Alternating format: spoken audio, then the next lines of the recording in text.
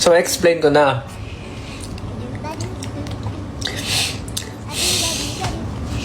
Hindi pala siya pempek.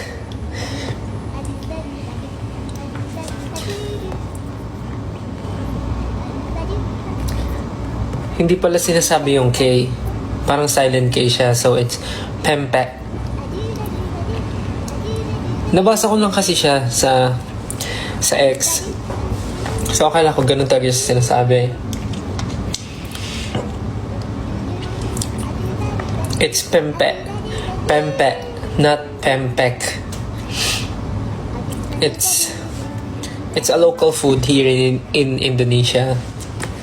Kayo kung ano yung iniisip nyo, it's a local food here in Indonesia na dapat matry namin bago kami umuwi. So, tomorrow maghahanap ako ng masarap na pempek. Mga nare-request nyo, mga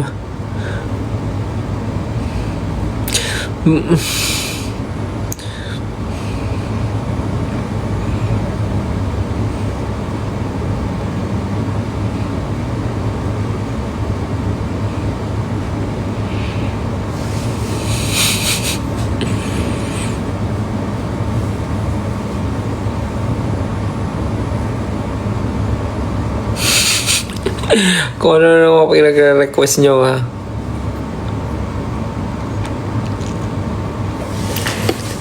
Sige at teka nga mag-anuhan tayo.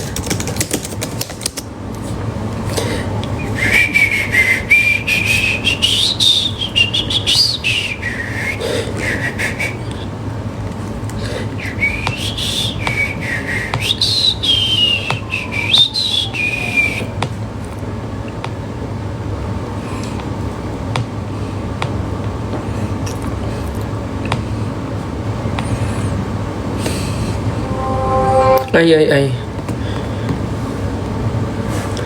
Ano ba? Ano ba pwede?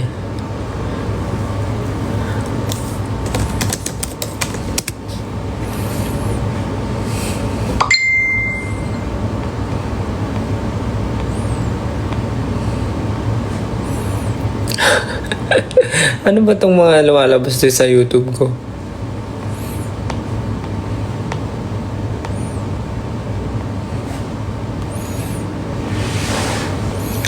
Hala, may 10,000 viewers pa.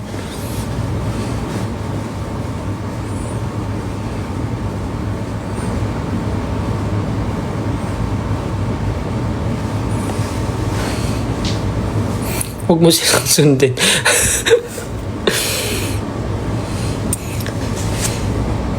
Till I met you.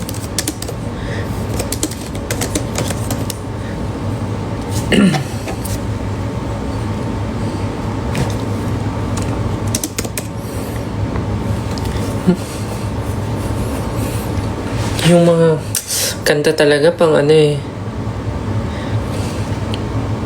Pero hindi ko tatapusin na.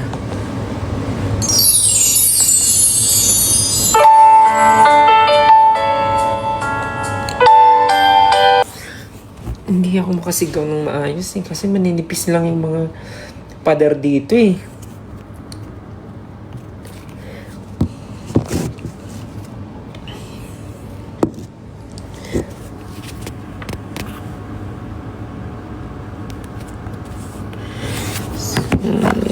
Sige na, maglasang na tayo. Kasi inaantok na rin ako.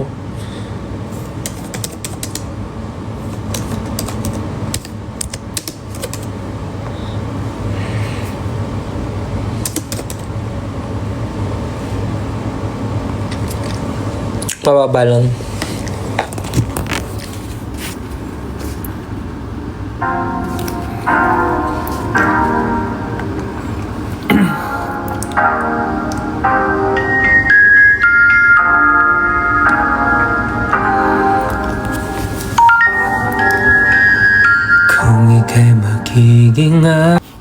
Mga tumatama talaga yung mga lumang kanta, no? May sakit na, may kirot ba? May kirot? Sakit? Sakit?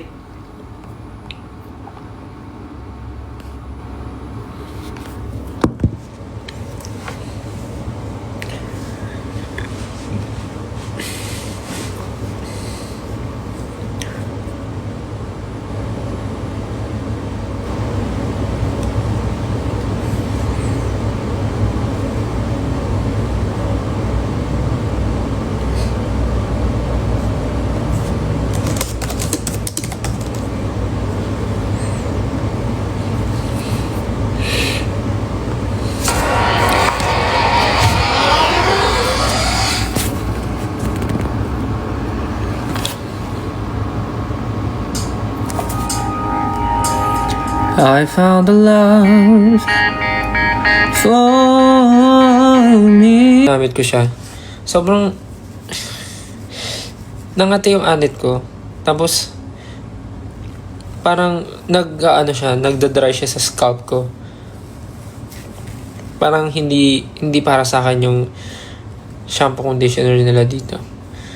Sobrang nagda-dry scalp ko, tapos meron akong dito, snow. Especially dito sa gilid. Kahit anong kuskus ko sa kanya, wala talaga. Hindi kami magiging friends. So, kahit ano rin gawin ko, gagamitin ko siya. Kasi wala akong shampoo. Conditioner lang.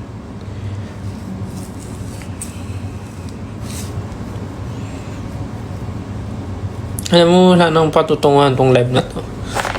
Kasi hindi ko na rin alam anong gagawin ko. Kasi tapos naman ako sa gusto kong gawin. Yun na yung magmumug sa harap nyo. Mumug ka sa akin. Pero guys, sobrang grabe tong tour na to, yung Singapore to Indonesia. Grabe. Ito talaga ang totoong definition ng hard work.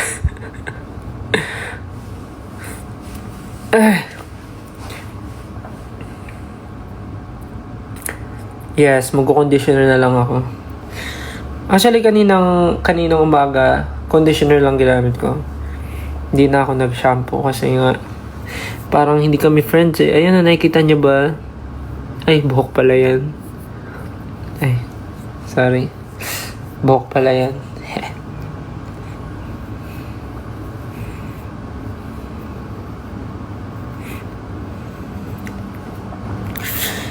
Wala na po kami sa Singapore. Nasa Indonesia na kami. Bueno. Kanta daw ako bago daw mag-end.